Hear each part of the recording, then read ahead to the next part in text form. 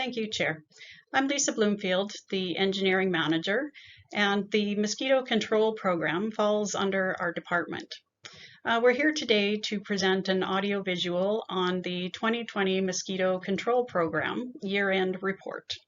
So I'm just going to turn it over to Zoe Kirk, who has done an amazing job carrying out this very effective program each year. Thank you, Lisa. It seems every year when I make this presentation to you in the fall, I say we started the program earlier than ever before.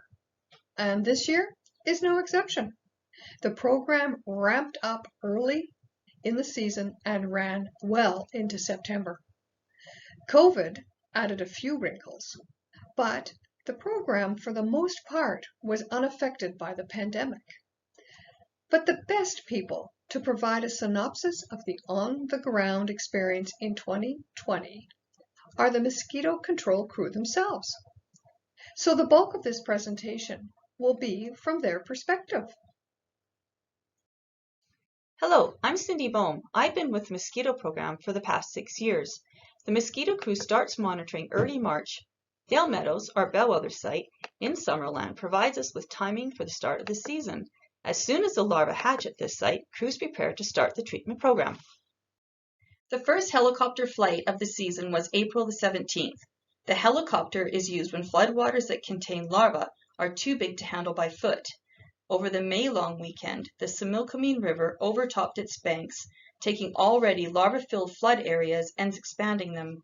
4 of the past 5 years have been high floodwater years. Hello, my name is Shad Collins. I've been at the Mosquito Control crew for the past 3 years. Over the past decade, Derek at Eclipse Helicopters has been an integral part of the program's operations. His accuracy when applying pesticide not only increases control of larvae, but saves money as we have minimum wasted product.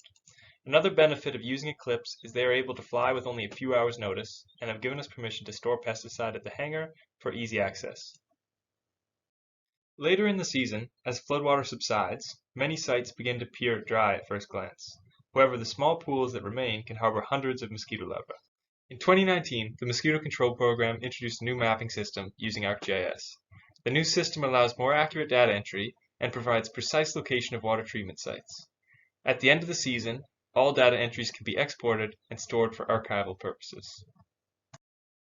The pond in this picture has no larvae, but the boat contained hundreds per dip. The crew provides ongoing education to residents on how they can reduce mosquito breeding grounds on their property. In midsummer, it takes only days for laid eggs to mature to biting adults. This process continues until late fall. The crew has upwards of 400 sites to monitor and treat. We appreciate owners who make an effort to keep access clear so the treatments are effective. However, there are sites that continue to be problematic. We cannot understate how important site maintenance is to the effectiveness of the program. Open wells, which we have a number of, are often hidden in tall grass. Farm implements like upside-down harrows are difficult to see under floodwaters, making negotiating through these sites difficult.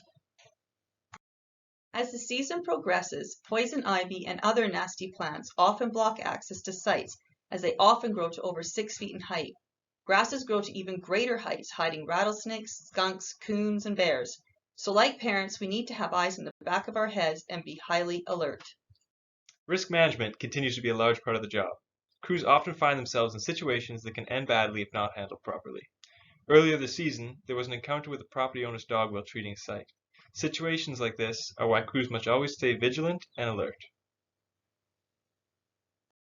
The pesticide the crew uses is a concentrate of a bacteria which is naturally found in soil. It specifically targets mosquito and blackfly larvae and has been used in the industry for over 40 years without adverse effects. Floodwater events determine the scope and amounts of pesticide used in any given year. The chart shown illustrates the variation in treatment amounts for the past 4 years. As you can see, flood patterns drastically change from year to year depending on snowpack, precipitation, and onset of high temperatures. No doubt climate change or current climate trends are affecting mosquitoes and the program overall, and many other plants and critters are feeling the effects as well. Our best management practices are to monitor as best we can, keep up with the newest science, and treat accordingly. The year-end report details the changes in species and their habits, as well as how the program has evolved to adapt to those changing needs. The RDOS in-house, rather than contracted service, provides the opportunity to be a readily identifiable program to citizens.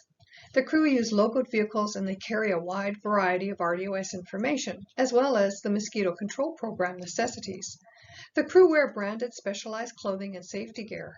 They are often the first contact for our citizens, and they are very aware of their unique position, being out in all the nooks and crannies in every corner across the region. The success of the RDOS mosquito control program is because we enjoy the annual return of dedicated employees who love the outdoors.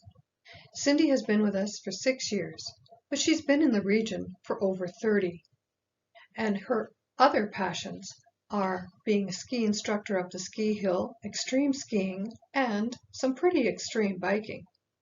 Shad was born and raised in Summerland, and he too is an outdoorsman who also is on the ski patrol. He's a rock climber and another extreme cyclist. So these folks know the region inside and out, and they continue to be outstanding ambassadors for the RDOS.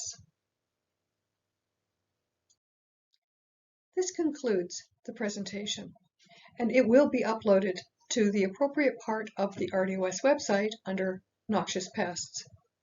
Lisa Bloomfield and myself will be here to answer any questions the board may have. Thank you for your attention, and back to the chair.